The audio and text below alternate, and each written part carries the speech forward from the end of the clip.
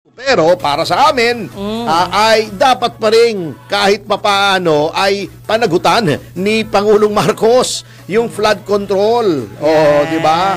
Unang-una, ito. May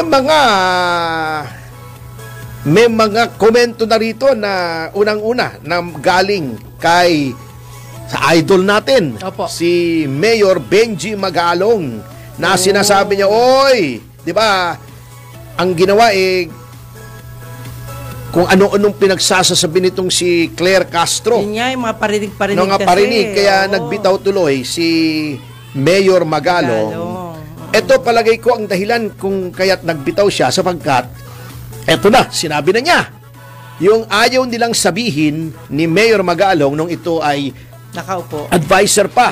Ano, nakaupo bilang sa advisor, Advisor, yes. chief advisor and lead investigator ng ICI na hindi pwedeng mawalan ng involvement si Martin Romualdez dito sa flood control. Opo.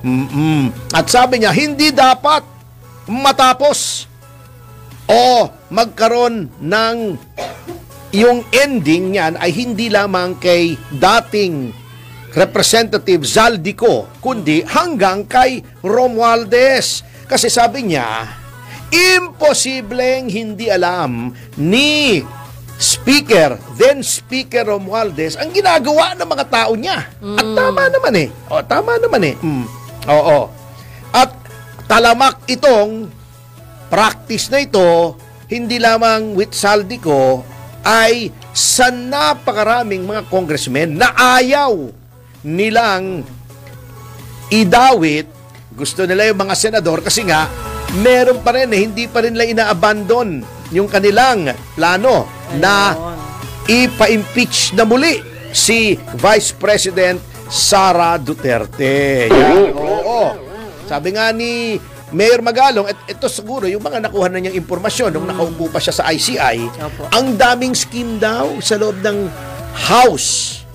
Nagbebentahan daw talaga ng mga kontrata, yung mga sinasabing SARO, di ba? Booking na. Hindi na pwedeng bawin. Di ba? Yung mga SARO, ano ba yung SARO? Special Allocation Release Order ba yun? I-correct me if I'm wrong. Hindi ko masyadong maalala eh. Tama, ang alam kong SARO, si Bicol Saro eh. Okay. Bicol, di ba si, ano yun? Si Boy Badoodles, si Terry Didon. Bago sinabi ni Mayor Magalong, pulis yan eh. Opo. Alam niyan yung mga criminal minds. Baka si Romualdez daw ang nagpapayo o nag-uudyok kay Zaldico na wag nang bumalik sa Pilipinas upang hindi na lumabas pa, sumabog pa yung involvement ni Romualdez. At sabi niya, nako, siguradong hindi na babalik yung si Zaldico. Yan. Kasi maiipit lalo si Romualdez, sabi ni Mayor Magalong. Okay. Nung tinanggap kasi ni Speaker D yung resignation ni Zaldico, sabi niya, hindi, dapat accountable ka rin. Paano accountable kung wala rito? Di ba? Kami pinagluloko yun. Anyway, si Magalong hanggang, hindi naman natin na siya ay sinisisi sapagkat baka yun lang ang kanyang extent ng kanyang impormasyon. Pero itong isang mambabatas, si Congressman Titinho, si Tonching Tinyo, hindi siya tumigil. Eto, kongresista to, baka may inside info siya. Although, ito, lagi ako nagdi-disagree dito kay Congressman Tinyo. Pero, sabi nila, even a broken clock is right twice a day, di ba? Kahit yung sirang relo, twice a day, tama yun. Halimbawa, tumigil siya ng 6 o'clock. O, di tama siya 6 o'clock ng umaga, tama siya 6 o'clock ng gabi. Oh, yeah. Pero sira pa rin siya. Pero paminsan-minsan, tumatama. Yes. Sabi niya, yun ang diniscuss natin kahapon, di ba, yung unprogrammed appropriations. Na ang Pangulo talaga naman ang nag-a-approve ng release ng mga UA. Yung unprogrammed appropriations. At sabi rin ni Congressman Tinyo, bilang siya ang pumipirma sa General Appropriations Act. At syempre, ang Pangulo naman, hindi mo naman pikit mata na pipirmahan yan. Kasi may veto power ka eh. Opo. Actually, explain po natin yan, hindi lang naman ng GAA. Lahat ng batas na pinapasa ng both houses ay tinatransmit yan. Yung enrolled bill. Yung sabihin, ito na yung final final na to. Ilalagay na natin ito sa journal ng Kongreso. Final na ito.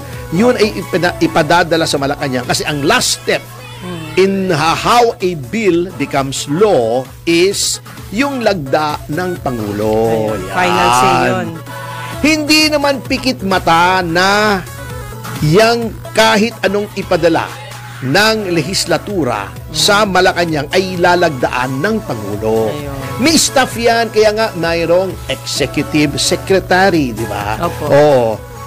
Ang executive secretary ngayon ay, although hindi naman requirement sa batas, ng executive secretary ay abogado, Opo. hindi lamang abogado po ang executive secretary ngayon. No less than a former Chief Justice ng Korte Suprema. Mabigat. Si E.S.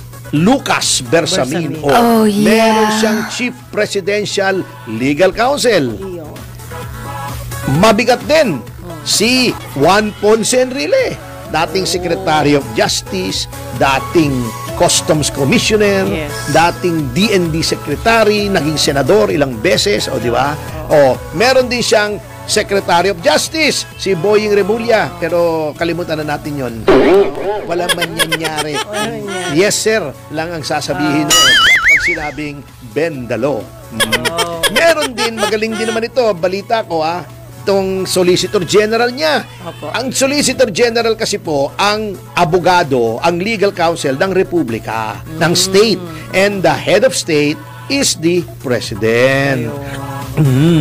Ang daming magagaling na abogadong pwedeng pagdaanan ng batas. A-advisean siya, sir, okay ito.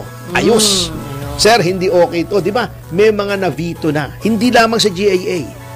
May veto, may mga vinito na mga batas ang presidente na hindi niya nilagdaan. In which case, kailangan bumalik sa legislature at pwede mo namang i-override ang veto ng 2/3 vote. Pero ibang usapan na yung procedure na yan. Yan ang tinatawag natin under a constitutional government na check and balance. Kasi di ba tatlong departments? Opo. Executive, Legislative, Judiciary. Yung para hindi maging masyadong powerful ang any branch at para mayroong susuheto, kumbaga, di ba? Sasaway. Kung nagmamalabis na ang, halimbawa, itong sa bill, legislature, may veto power ang presidente. Yun naman veto power ng presidente, pwedeng i-override naman ng legislature. Okay, sabihin na natin hindi may batas na tingin natin ay unconstitutional. Opo. Hindi na silip ng mga legal advisors ng presidente. Pinirmahan niya, meron pa rin isa tayong check.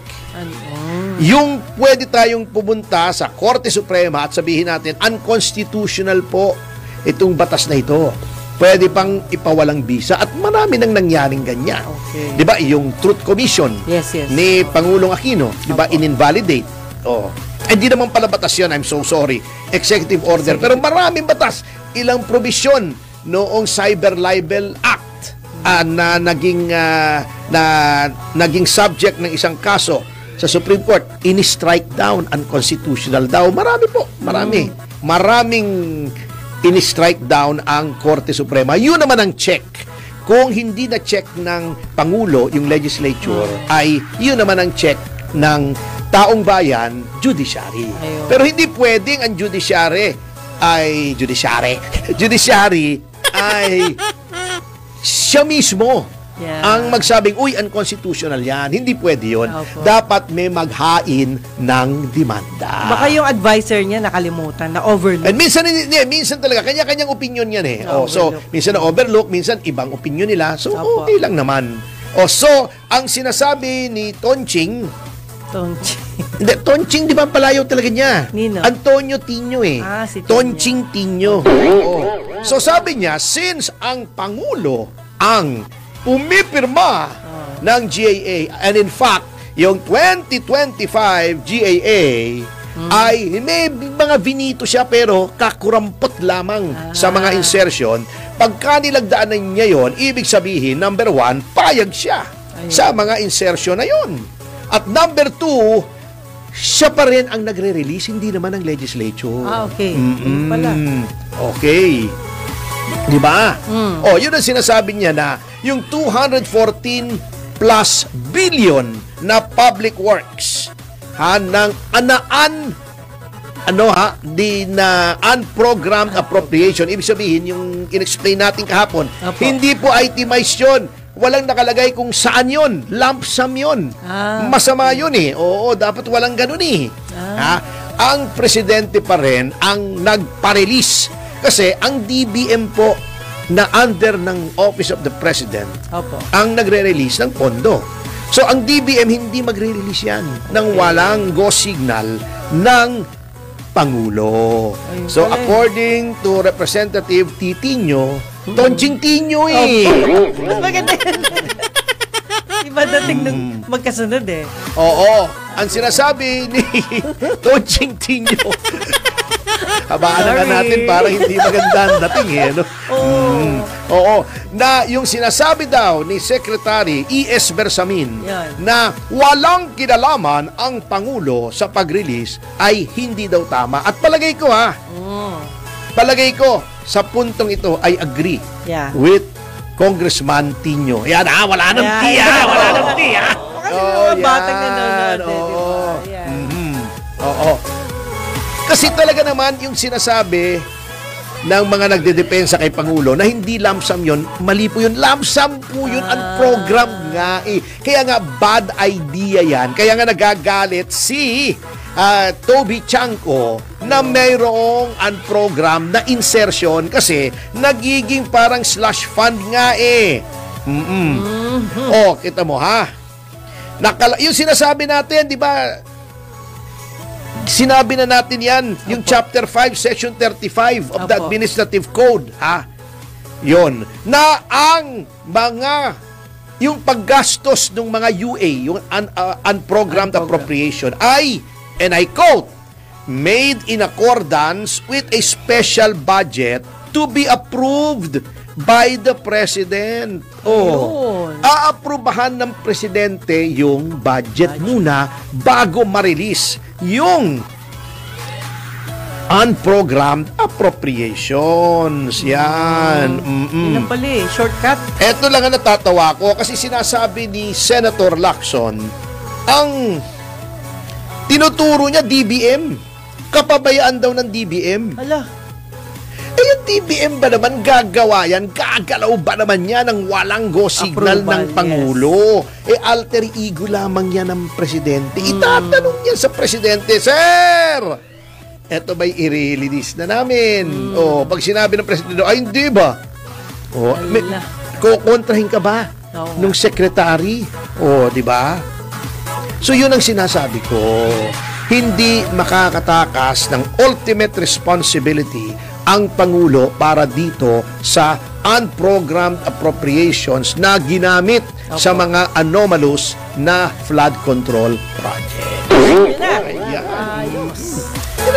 Kasi masyadong kingkoy nagpapanusot mahirap naman yung sasabihin mo wala kang kinalaman ikaw ang nagpaparelease, di ba? Hindi tama yon. Anyway, what if may ibang tao under him?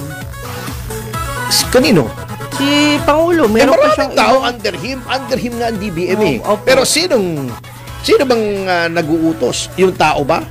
Hindi naman pwedeng, di ba?